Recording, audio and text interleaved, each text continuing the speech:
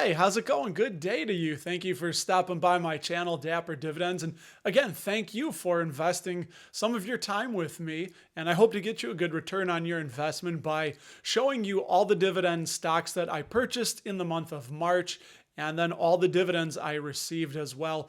As always, I share this on degrin.com. Feel free to click the link in the description below and head on over to degrin.com and follow along. I update it every time I buy stocks, every time I buy a new position. So the whole portfolio is there for you to see and check out.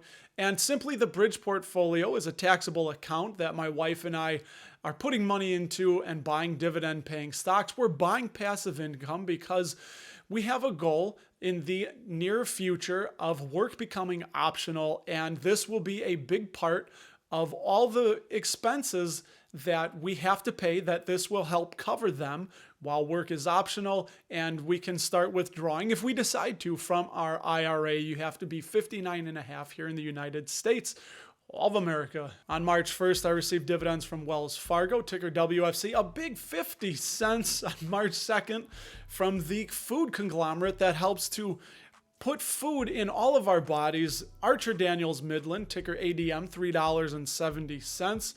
Everybody knows Starbucks paid me $8.10 on March 5th. Big J&J, one of my favorites, $22.22 on March 9th. March 10th, $24.45 from IBM. IBM has me a little bit worried with the company. They're going to be spinning off part of their business, so we're going to see what that looks like going forward. I'm not adding any more to IBM yet, but I am going to continue holding the 15 shares that I do have. March 10th, also ExxonMobil, ticker XOM, $23.49. Everybody knows ExxonMobil. I hold 27 shares of them, I believe, and I'm going to keep holding them as well. Maybe tick that up a few more. Prudential, ticker PRU, $23. Now, I've been buying Prudential heavy going back to the market collapse and to the regulations that were imposed on the banks. The insurance companies are part of the financial market, so they were dragged down with the sinking ship of the banks, and I was buying Prudential and then eventually MetLife. I still like Prudential. They're a little bit up there for me now. Very nice yield, very solid, and I will keep adding to them when the price comes down. March 12th, $19.24 from 3M, ticker MMM. Yeah, they've been up there. Probably not a bad price to add some more in the 190 range, but I was really buying them heavy in the 130s and 140s. March 15th, again, going with the insurance companies. MetLife paid me $4.60. I really wish I would have picked up more of them in the $30 to $40 range. They're in the 60s as of this recording. McDonald's on March 15th paid me $12.90. Love McDonald's. They're also a little bit high. I would love to add more under 200, but if it gets to 200, I may indeed just have to add there. They are a multifaceted mega company. They feed 1% of the world's population every day, and they are also one of the world's largest real estate companies.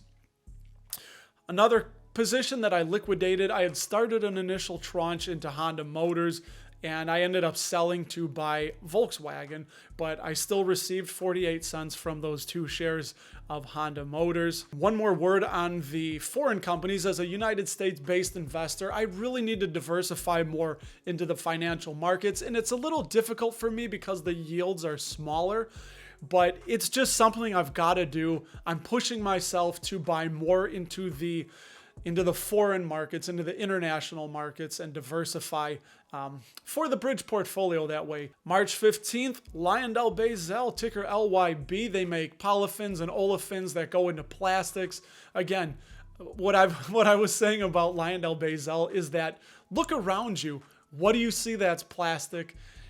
Everything is plastic. It's all around us. So companies like LyondellBasell will have a big part of the world going forward into the future. Another company I just started buying recently, Lockheed Martin, ticker LMT, paid $18.20. They're paying $2.60 per share per quarter. Love Lockheed Martin, hoping they come down in price, and really looking to add more of Lockheed Martin. Eaton Corporation, ticker ETN, paid me $7.60. Man, they're way up there. I would not be buying at these prices, but I was buying them around the $70 and $80 range. Way too high for me right now, but I will continue to hold my shares and receive the dividends while I do. And last but not least, PepsiCo, ticker PEP, $38.86. With Pepsi, I'm buying 1 share a week. I am at 42 shares. I've currently bought for 42 consecutive weeks until I get to 100. That's my goal.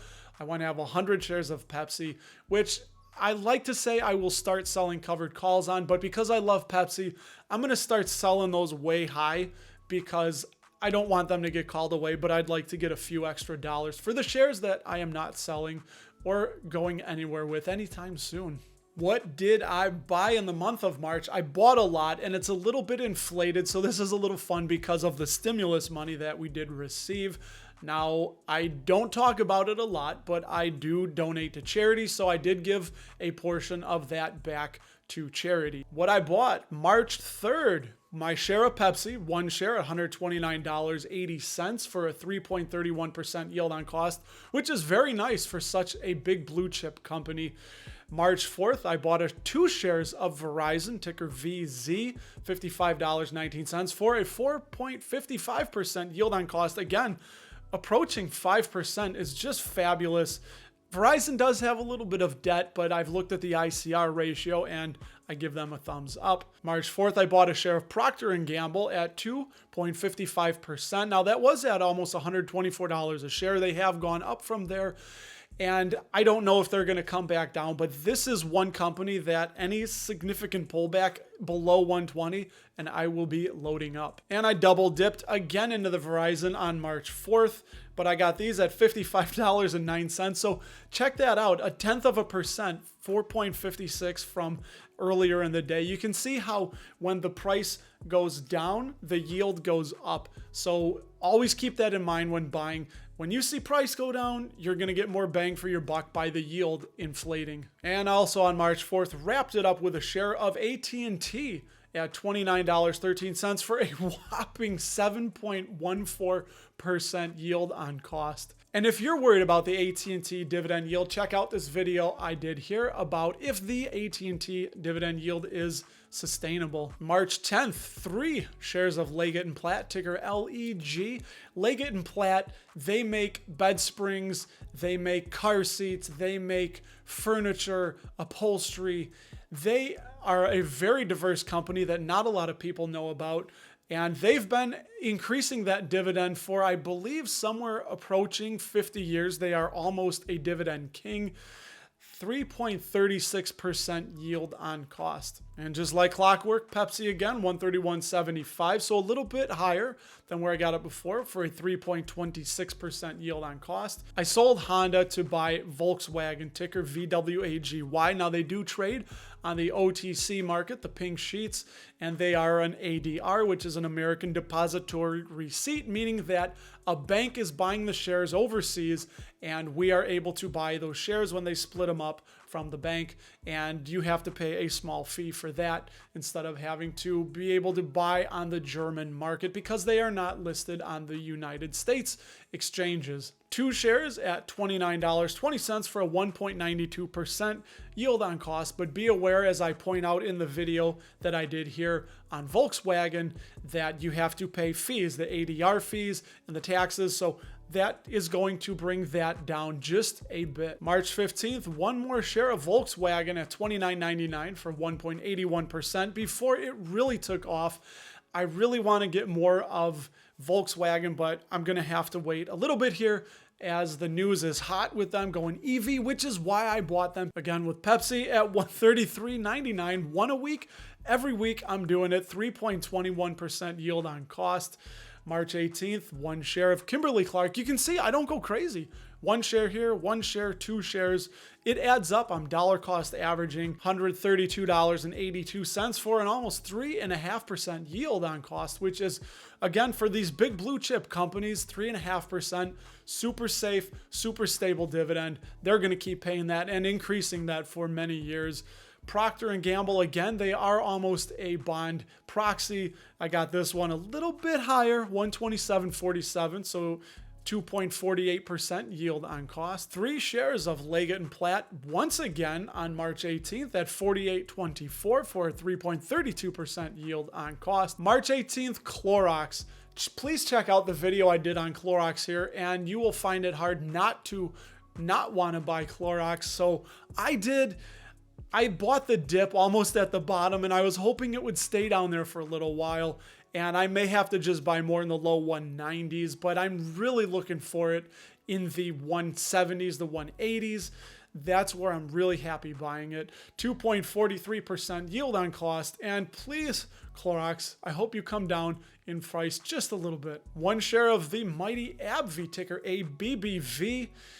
$103.99. I think this is a really good price to buy it, and 5% yield on cost. Something I struggle with as a dividend growth investor is being able to buy these fantastic companies at such low prices, and then when I see them go way up, which that's probably really fairly valued for AbbVie, when I'm buying it at $80, $90 a share, and I have to pay $103, $109. It's tough to do, but I'm probably going to buy a couple more shares of AbbVie, whose ex-dividend date is coming up on April 14th. So if you didn't know how the ex-dividend date works, again, I have a video here that I did about the ex-dividend dates. Verizon, 2 shares of Verizon, ticker VZ. Again, I'm buying them, $56.25.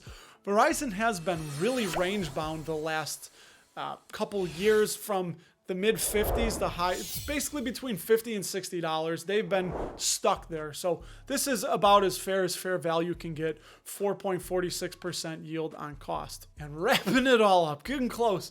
1 more share of Kimberly-Clark at $134.81 for that 3.38% yield on cost. 1 more share of Pepsi to round out the month at $138.98, 3.09%. Again, you can see the higher the price goes, the yield starts dropping, the price drops, the yield goes up. So that's why we are always looking to buy these fantastic companies. When the price drops and that yield goes up, that's when you really want to start buying and locking in that higher yield on cost. And wrapped up the month with 1 little old lonely share of pocket change money of AT&T at 6.87%. Follow me on Twitter at RustyRam78, where I will happily chat with you. Check me out on Instagram at Dapper Dividends. My daughter Ivy hates that. Too bad, so sad. It's staying in. And I truly do mean it when I say that expertise comes from the community. That's you in the community. Please give me your feedback. I really would like to know if you were helped by this, which if you were, give me a thumbs up and a like. But was it too long? Was it too wordy or tedious? Or did you get some valuable information from this? I really would appreciate the feedback. If you're still watching, I appreciate that. I'm going to get out of here. It's Easter Sunday. Don't forget to leave a comment in the comment section below, because you know where the comments go. We would love to talk to you, and I will talk to you in the next video.